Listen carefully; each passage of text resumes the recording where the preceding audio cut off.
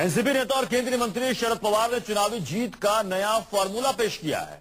पवार ने नवी मुंबई में एक भाषण में समर्थकों से गुजारिश की है कि वो एक लोकसभा में मतदान के बाद दूसरे चरण के मतदान में स्याही मिटाकर फिर से वोट करें। अब पवार के इस विवादित बयान पर जैसे ही सियासत गरमाई, पवार ने भी सफाई पेश कर दी।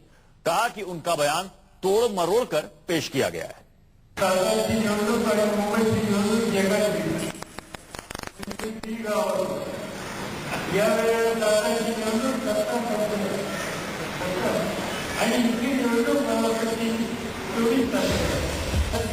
मराठा छत्रप और एनसीपी अध्यक्ष शरद पवार ने एक रैली में जब वोट डालने को लेकर ऐसी विवादित नसीहत दी तो सियासी हलके में हंगामा मच गया।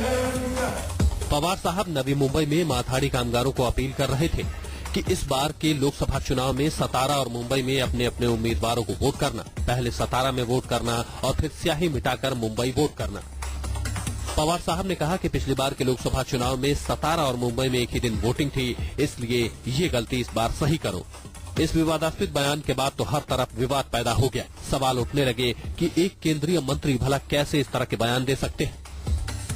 उधर आम आदमी पार्टी ने इसकी निंदा करते हुए चुनाव आयोग से शिकायत करने की बात की। हालांकि विवाद बढ़ने के बाद केंद्रीय मंत्री शरद पवार ने इस पर सफाई भी दे दी। भारतीय घटनेनुसार भारतीय नागरिकाला फक्त एकदाच मतदान करण्याचा अधिकार आहे आणि हा मतदानाचा अधिकार बजावणारा मी सुद्धा एक भारतीय नागरिक आहे। सफाई तो भले ही पवार साहब ने दे दी, लेकिन पहले के बयान पर सवाल तो खड़े ही होते हैं। आखिर कैसे लोकतंत्र के खिलाफ इस तरह का बयान कोई दे सकता है?